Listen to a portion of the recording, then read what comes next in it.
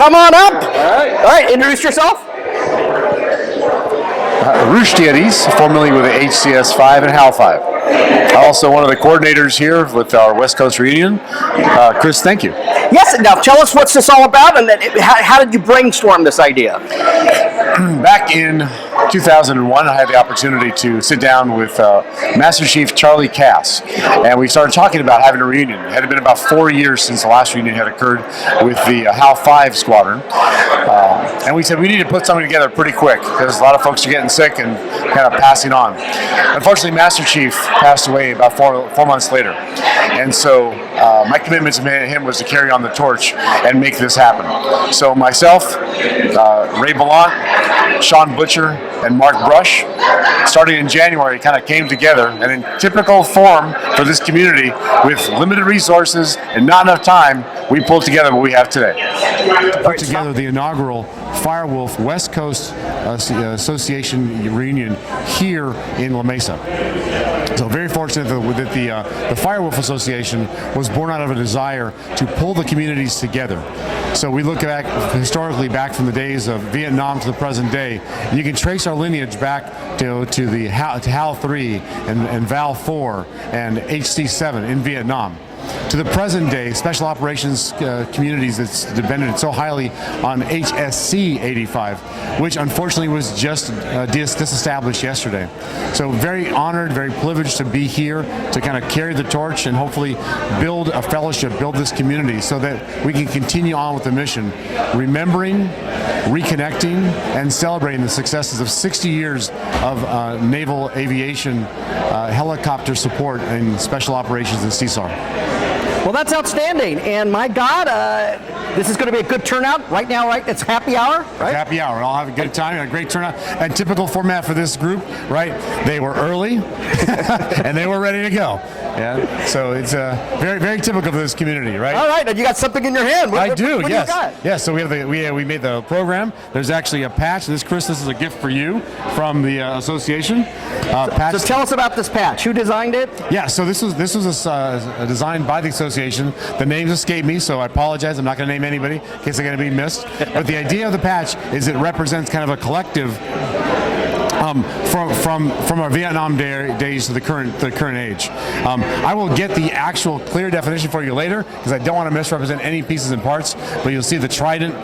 You'll see the trident there from the SEAL teams. You'll see the Ace of Spades there, so special operations.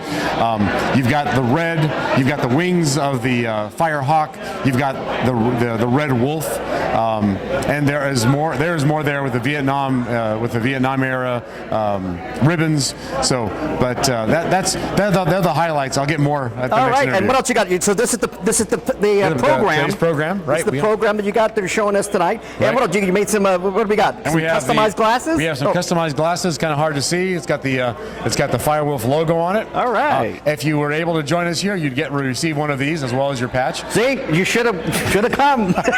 And if you become a member of the Firewolf Association, you'll receive a challenge coin, exclusively available only to members. And I'll give that to you. All right. Here's a QR code. I'm not sure they'll make that available, or maybe I can put a link on that for you. So for folks who are interested in joining the Firewolf Association, click link, submit your application, and we hope to have you. And what's the criteria to become a member of the Firewolf? I'm going to pass that over to Sam Harris, who's not here today. We'll put that on the link at the end, and it'll tell you how you qualify. Absolutely. All right, Rashad. So we look forward to seeing you later on tonight. You're going to dip up on stage, and we'll see you later. Appreciate it. Thank you. All right. In the after dinner, we have a chance. I want to get a really great big group picture. I'll figure out logistically. I'll let you know. But please don't be getting away here. We might go outside by the cannons. We might just line up here. We'll figure it out. But I'd like to get all the service members here, probably up on stage. We'll take a big group photo. Right? This is the first ever. This is the inaugural reunion of the Firewolves on the West Coast. That's right. Okay? Thank you. Thank you for that. Amen. Hallelujah. All right. So recognize the 60 years of naval aviation supporting special ops and CSAR. I'm going to call you out. And if you're here, make your presence known. Are there any Seawolves, Sea Devils, or Black Ponies in the house? Make yourself known. Come on, stand up. Let me hear it. Woo! There you go. Hoorah! Hoorah!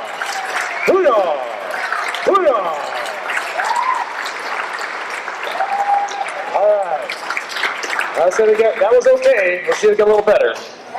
We got any Red Wolves, any Blue Hawks or Protectors in the house? Hoo-yah! Let's hear it. Hoo-yah! Hoo-yah! There you go. There you go. And HUDs are definitely welcome. That's right. All right. And definitely last but not least, the roof better. Do we have insurance?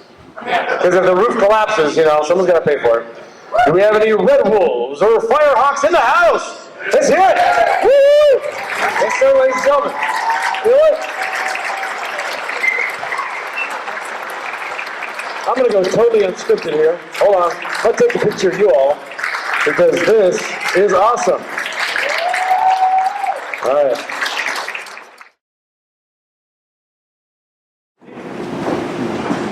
I wasn't sure what I should talk about when I came up here. Most of you people know more about me than I do most of the time. There's been a lot of stuff going around. But anyway, I decided to sit down and document what took place before Hal-3 actually stood up. There's a lot of things that went on in Vietnam that actually required support to come in from the Navy. So I'm going to go through that. I'm going to go through by date. If the guy next to you starts to nod off, please help him a little bit. I spent some time doing this.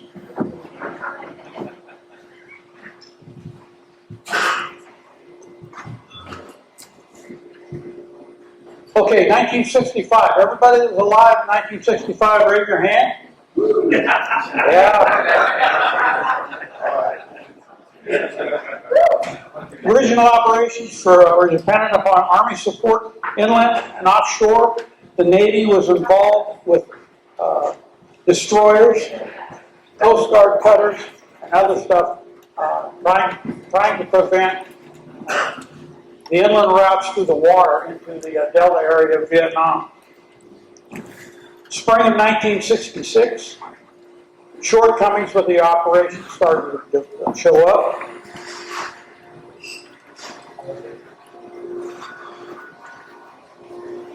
And unfortunately, the Army got kind of a bad mark over the deal because the Navy operations were going on, relying upon Army airship support. They weren't getting what they needed. So the Navy decided they had to resolve that situation. The Special Forces operations, which basically the SEAL teams, were also having problems. So they decided they were going to stand up a squadron of Navy aircraft.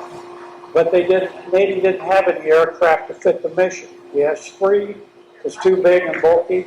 The H-2 was the same. And those were the only aircraft we had for the HC-1 people come in and use as a platform for gunships. So they finally decided that the Huey, the Army Ben Huey, was the only way to go. Admiral Zumwalt sat down and made up an agreement with the Army. The Army would supply the gunships, the Navy would supply the crewmen, pilots, and maintenance personnel. There it started.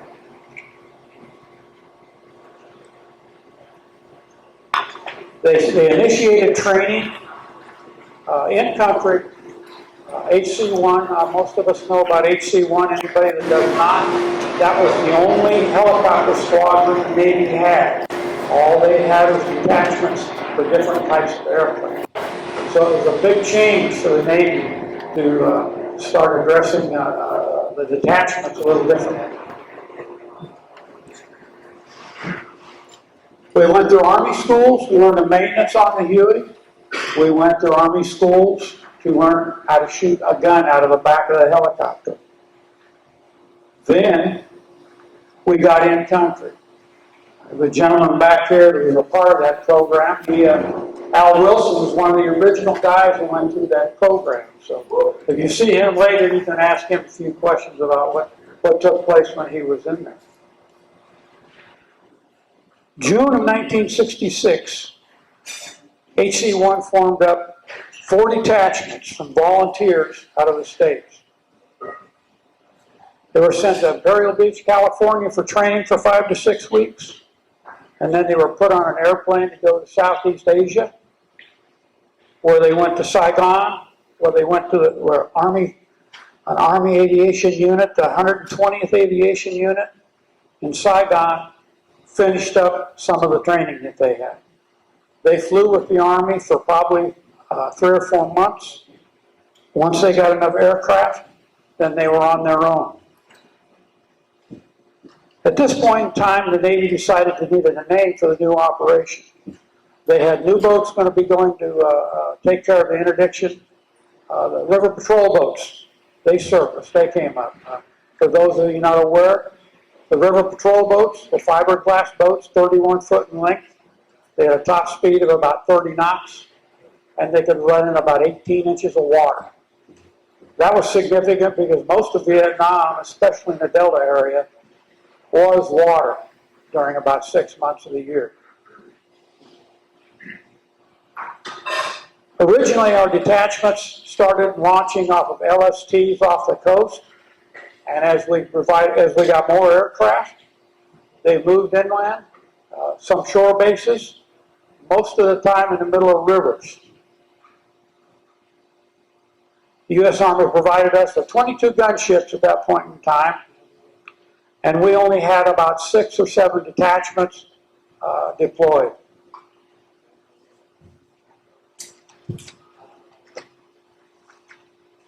As time moved along and we got the aircraft materials, we expanded to where we had 9 detachments spread out all over the Delta. A lot of talk we hear about was our response time when we scrambled to go to places where they needed air support. Personally, I was on a YRBM. I slept right below the flight deck. When that scramble horn went off, I busted out the door, ran up a ladder about 6 steps, and crawled into the back of the helicopter. Pilots were down in the wardroom, of course.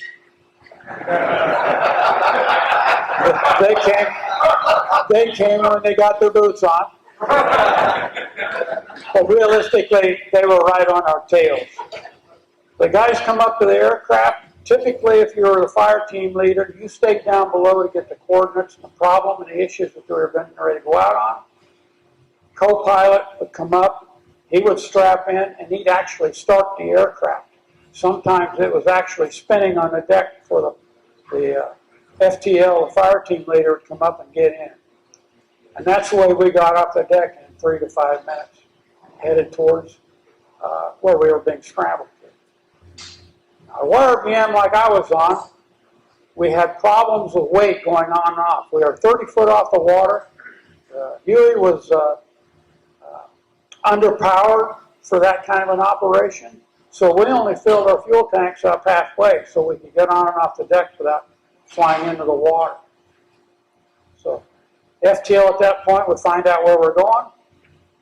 And hopefully we had enough fuel to get there and take care of business when they were supposed to. If not, there were places out away from the YRBM that we could stop and get fuel.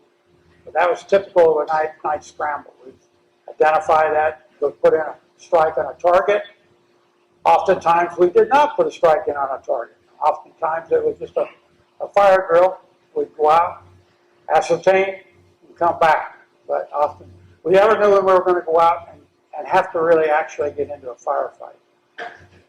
We left anytime the scramble horn. Anytime the scramble horn went off, we went off the deck. Now, the squadron had 9 detachments, and we ended up with 38 aircraft. March of 1972, after thousands of flight hours, hundreds of scrambles, firefights, medevacs, and other missions, Hal-3 parked their aircraft, laid down their arms, After 5 years of distinctive service, Seawolf stood down and were decommissioned in Ben Tui, Republic of Vietnam. Now I've got a letter here that I came across while I was doing my research here. I had never seen before. This is the original letter that our skipper, when he stood up, Robert Spencer, sent to the troops. This is his first contact with the guys. Home based in Vung Tau, RVN, Helicopter Light Squadron 3 is the first specifically designed attack helicopter in the world. While carrying out some basic mission and conventional attack or fighter bomber aircraft, namely to search out and destroy, it is unique among Navy helicopter squadrons. The commissioning of Hal-3 on 1 April 1967 is considered significant in that it reflects the changing ideas and concepts of not only naval aviation, but also the total scope of aerial warfare. As with any new ship or squadron, Hal-3 is experiencing its fair share of growing pains. However, growing is hardly the term needed to express a squadron rapid ascent in the ranks of aviation. In the period of less than a month, Hal-3 has set up shop in its home port of Vung Tau, complete with operations, building, and a growing maintenance staff. With local Army assistance, new enlisted quarters are being built to meet the influx of personnel headed to man the new squadron. Insofar as tactics are concerned, Helicopter Light Squadron 3 is writing the book. They are carrying on from their predecessors, the HC-1 gunship detachments, more commonly known as the Seawolves. The name Seawolf seems to have stuck, and the squadron has incorporated its namesake into design insignia. The original purpose of the Seawolf was to support Project Game Warden, surface units, and associated activities in the Delta region of Vietnam. Hal-3 is continuing this work and is expanding its scope of operations greatly. In addition to the original Seawolf organization, Hal-3 can claim close kinship with the Army. Almost every one of its pilots and crewmen have flown or trained the aviation commands in both the U.S. and Vietnam. Presently, the Seawolves are fielding 4 fire teams of 2, 3 aircraft each, and as many detachments in addition to backup aircraft stationed at Vung Tau. Those detachment or decks are the commonly referred to. They are both land-based and operating from LSTs located just off the coast of Vietnam. Under the operational control of the Commander River Patrol Force, Captain Paul Gray, Helicopter Light Attack Squadron 3 is commanded by Commander Robert Spencer. Currently, the squadron is the only Navy squadron presently flying the Huey, and in fact, all of the squadron aircraft are retained from the Army. Hal-3 also claims the distinction of being the only Navy squadron home-based in Vietnam. Thank you. If anybody's got a question, I'll be glad to answer it, either up here.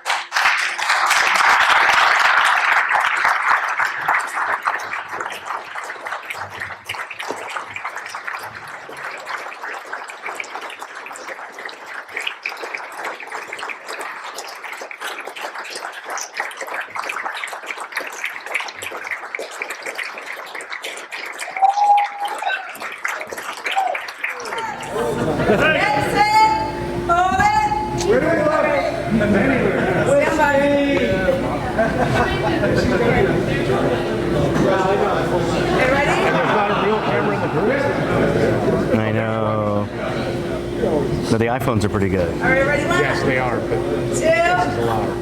3, 4. Smiling. I'm going to do sections closer up. Hey, everyone be your smile. Get the good camera.